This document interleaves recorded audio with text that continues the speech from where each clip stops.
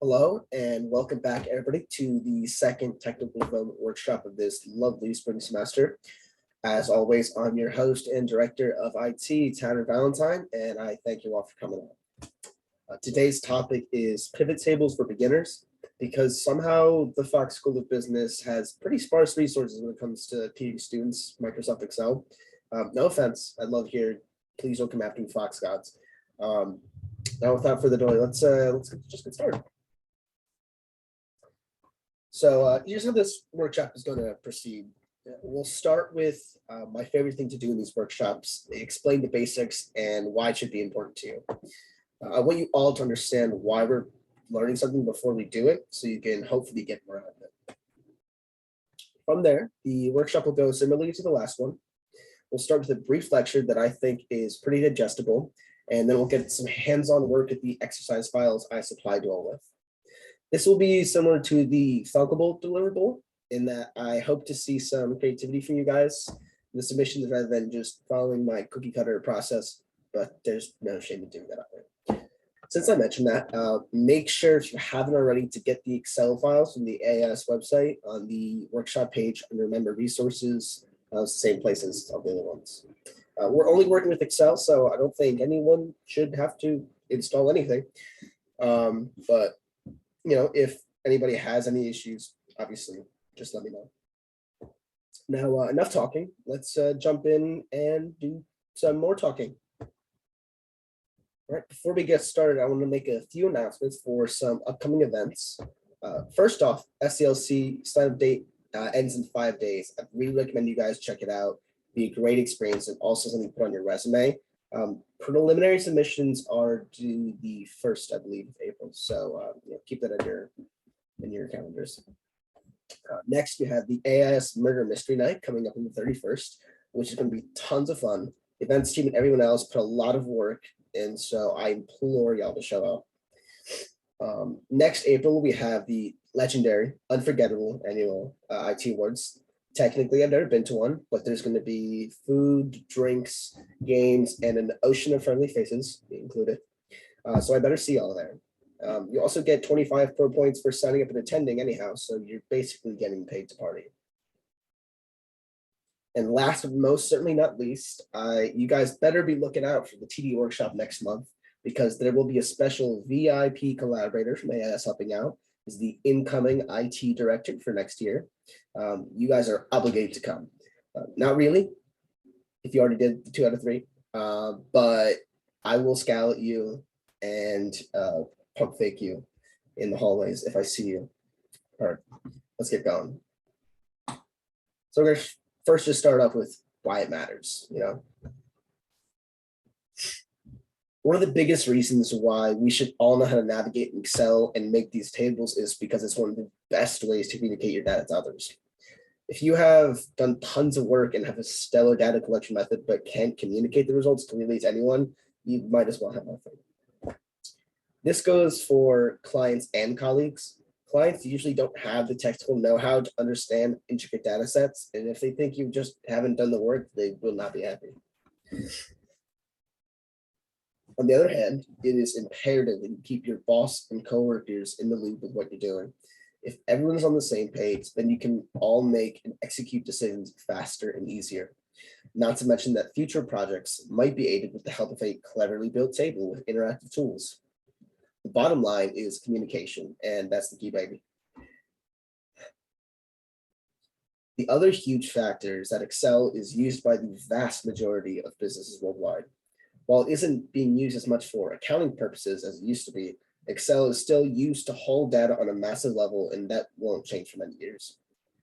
Considering this, it really surprised me that I hadn't seen the summer workshop yet, and that's why we're here. Hopefully, I can lend a hand so you guys can get a foothold in the program if you don't have one already. And if you do, we'll just sit back and relax because this just won't be that intense for you.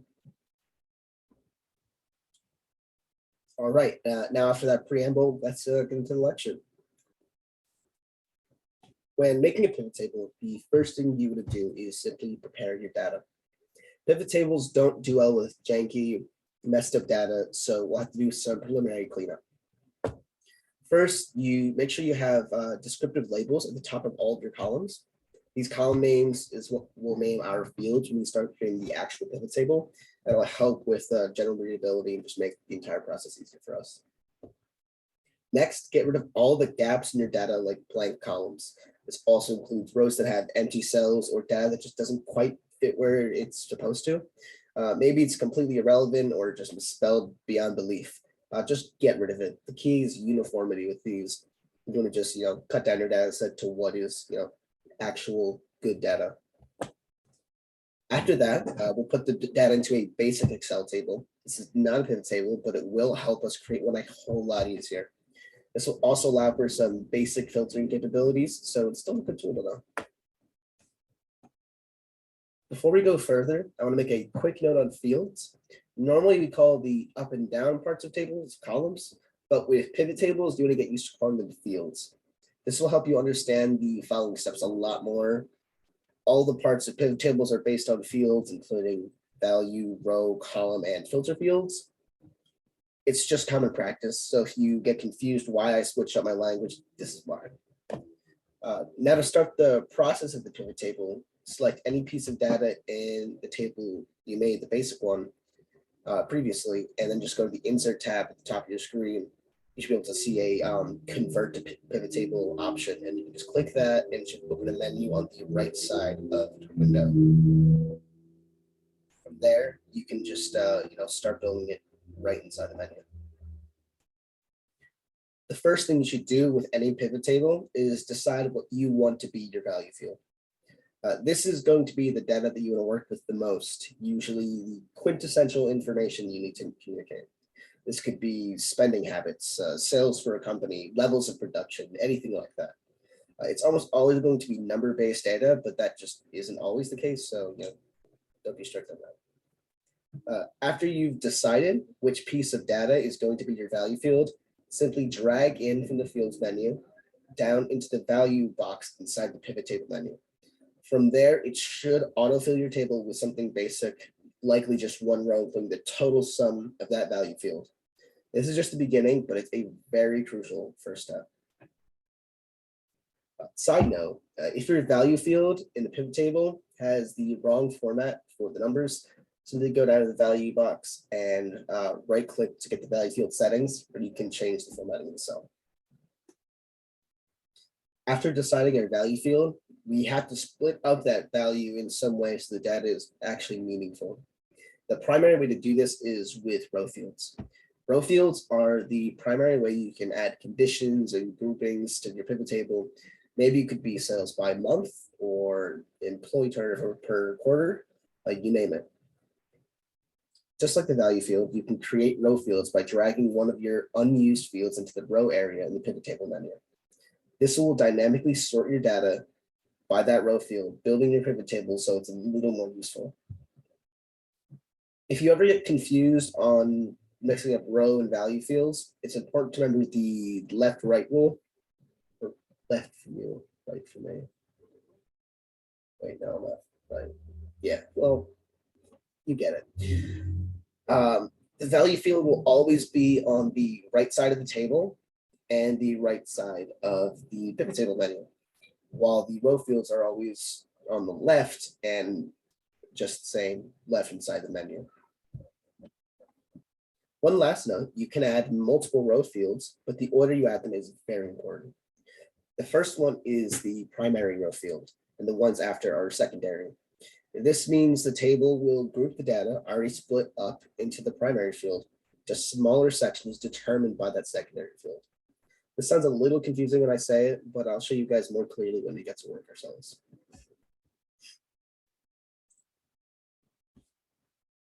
Now, let's get into column fields. I know that name sounds kind of strange, especially considering what I said earlier, but column fields are very similar to row fields. They just split the data up horizontally rather than vertically, like row fields. Just like the other ones, you can add these to your table by dragging the field into the designated area, which of course I'll show you on the deliverable. In reality, column fields are not used all that often. Since it splits the data horizontally, it's easy for the table to stretch beyond the bounds of the device it's on, which makes it so you have to scroll left and right to understand the data. It's especially bad for people on mobile devices, which are built for verticality. So because of this, most people don't interact with the column fields. They just stick to the row fields. Now, the last area we haven't discussed in the pivot table menu is the filters area. Filters are the paramount tool for interactivity when it comes to pivot tables, allowing users to and yourself to slice out the unimportant data and get to the real good information you want to convey. This helps you in the moment, but also lets your coworkers go back to the files you made previously and make what I like to call pseudo queries to the pivot table for specific data. All you have to do is drag the field you want in your table to be filtered by, and then the pivot table creates a secondary menu where you can toggle on and off different data pieces. Now, if this filter isn't your style, there's a few other ones available in newer versions of Excel, like the slicer filter is very similar, and the timeline filter, which is designated specifically for date-related data. Now that we've built our pivot tables, you might stop and wonder what happens if you make any changes to your original data set. Well, technically, pivot tables are snapshots of your data set rather than a dynamic thing. So they won't immediately update if you bring in new data. However, there's an incredibly simple fix to this.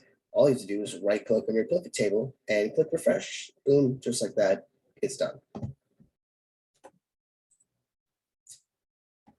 All right, I've talked to the camera for far too long without doing actual work. So let's get into the deliverable. Open up the exercise files, post on the website with the workshop, and follow along to make 2 simple pivot tables with me. I do really encourage you guys to make it your own and try different row fields or filters. But if the topic is confusing to you, there's no harm in just following my steps. That being said, anyone has any questions or concerns, please shoot me an email. I don't want anyone to get stuck. All right, enough of this. Let's go. All right, guys, welcome to the deliverable. Like the last one, I kind of want to leave this one a little less edited than I've done in the past, because I want you guys to, fully see the process that I'm doing, and that I might, get confused, make mistakes, because that's normal. That's what people do. And I just want you guys to be to the whole process. So this is the first spreadsheet that I want to show you guys. This is the company sales one, just some mock data. None of this is real. There's some fantastic sites you want to make mock data. But you can see, there's companies, the city they're in, the country, and like their sales for, let's say, the year. You see like there's some gaps in the data, like there's a row missing, this column's just here, there's somewhere just parts are missing. So let's do what we said we gotta do first and clean up this data. So I'm first just gonna click delete on B,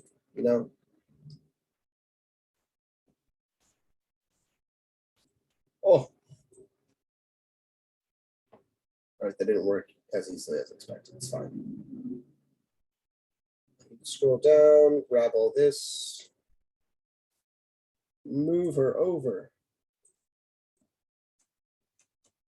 Now I'm just gonna find out where the rows are missing.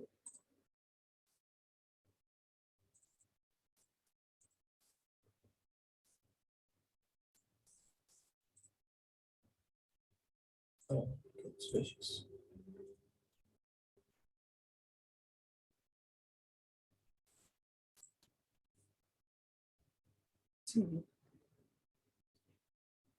This one's got to go because it's not finished. This one has to go. This one has to go. Ah, they're hidden. They're sneaky.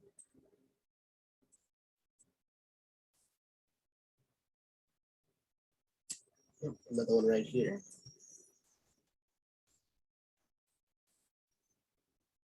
Scrolling down, trying to see if there's any more. I don't see any. No, this is just going to be a little.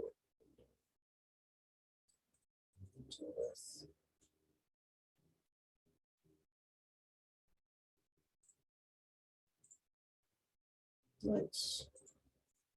Just go to click delete. And these will move up on their own, thankfully. I thought so. That's a drag and drop of everything. But don't worry, I don't have to put you guys through that. Let's get a few more. And then you can get to making the table. So you can see that I already have column names up here, so I don't have to add those in. But now I'll just do next thing to start up and just make the basic table. We'll just highlight that, insert, and click table. My table has headers, yes. See, this is nice, gives us some nice rows. We get the ability to filter a little bit if we want. Some nice interactivity to begin with. I forgot this piece of text. It's fine. We're safe. We're safe. I got it. I got it. All right. Now, next part isn't that hard. All you got to do is, click on open this. What did I just do?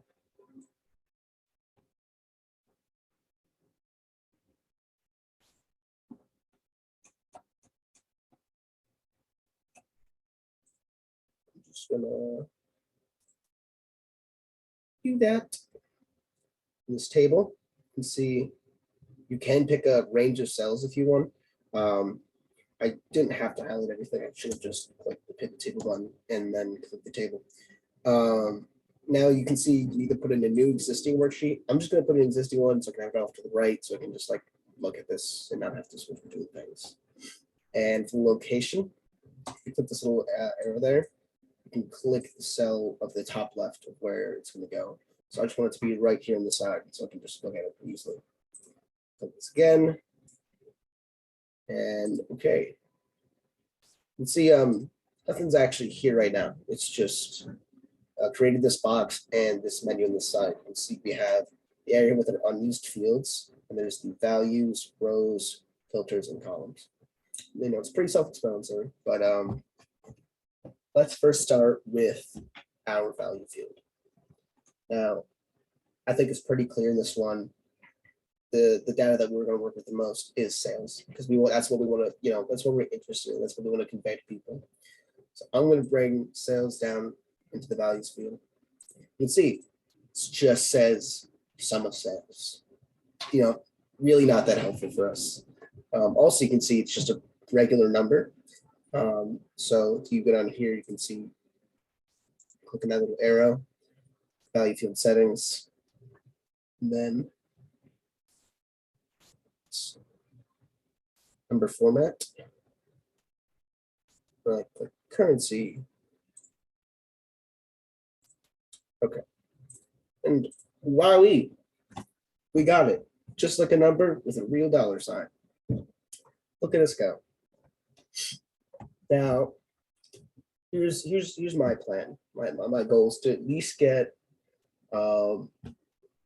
sales by country, and then maybe divide that down into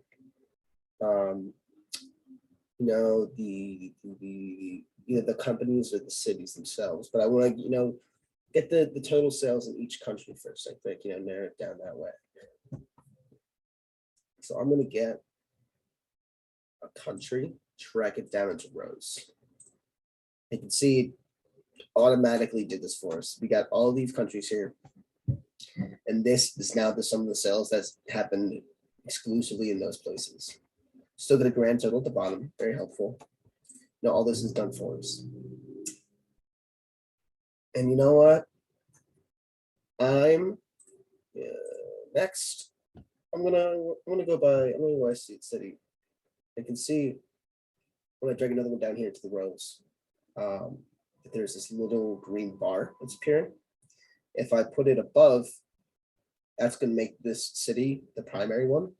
If I put it below, it's going to make it secondary. I'll just show you guys too. You see now by city, because the secondary ones, it first goes by country because that's the primary. Then within each country, there's all of these cities. So obviously, we don't know if these all actually match the place. I don't know all the cities. I'm sorry. So I can't tell you if they're actually correct. But like I said, it's just mock data. Got a lot of information. You can see these start to get pretty long when you add a lot of filters or fields, I should say, row fields. Filters are entirely different there. Now, if I were to just switch these, it's not very understandable and doesn't make a whole lot of sense. But it'll basically just say the city and the country that it's in, because that's all there is to it, because there's only one country for each city. Surprise, surprise, city can't be in multiple countries. All right, now after we did that, we might also try company. Let's see. That makes it way too much for us. Yeah, because this just make it like this is not very readable anymore. Let's see if we can put it into the columns instead. Wow, yeah, you can see this is the problem with columns. When you have a lot of data, this kind of does this. It's a lot of company names. No one wants to look at a table that's this long. It's weird. I'm taking this out of here. It's garbage. I don't care anymore. But what I am interested in using this company filter for, this company field for, is I'm going to try putting it in the filters. You can see up here, this little header comes up. It's a little drop down, and then you can just check that out so I can do multiple things. You can just click on what's that, and it'll tell you now it's everything except this company is filtered out. This is why I said you can do kind of like pseudo queries. You're like, oh, I don't just know the sum of sales by this one company. Let's go to Aimbo. You can see they have all this sales, about 8 million. Nice. And then you have, sales in these 2 different cities in these 2 different countries. Let me put on select multiple items now. Let's just add a few random ones. Buzz share, dab type. Let's just click OK. And you can see now we get to see multiple. Oh, interesting. Doesn't actually split it up. I guess we have to put in the row fields too then. Makes sense. Yeah, that's filters. I think they're pretty helpful. And most people would probably agree.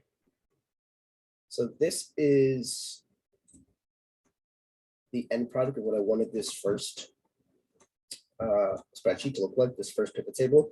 Now it's a little long, but that's because we have a hell of a lot of data. And there's a bunch of cities in each of these places that was created with the mock data. You can see that it's still incredibly informative. We get to know the sales in each country, in each city, and everything. It's, we get a lot of information, much more than we ever got with just this basic table that has everything. And we don't have to do weird sum functions because it's all just done for us. Honestly, it's just pivot tables make everything a lot more automated for you. All right, now I'm comfortable with this. I like this one. So I'm going to head over to the family spending file and check out that one. And then we're going to move on with that one. I said that one too much. All right. Now, we know the process. We know what we got to do first. We got to clean this down. You can see, look at this C column. What's she doing here? She doesn't deserve to be here. Deleting it. She's out. Number 10. She's out. Dad, you're gone. Any more? July, you're gone. Dad, you're gone again. I'm sorry. Yeah, I'm gonna say this. Damn, I was gonna say that for all of them, but I already finished. Yeah, this asset's a little smaller just because I wanted to do like expenses, in certain months, and I didn't want it to seem like each person in this family was spending hundreds of thousands of dollars, because that just didn't make a whole lot of sense. So we know the drill. We got some headers already, thankfully. I'm just gonna highlight all this and click insert on the table. My table has headers, yes. Not now. Lovely rows, we know the deal. Now I'm going to do pivot table again. Just click on the insert and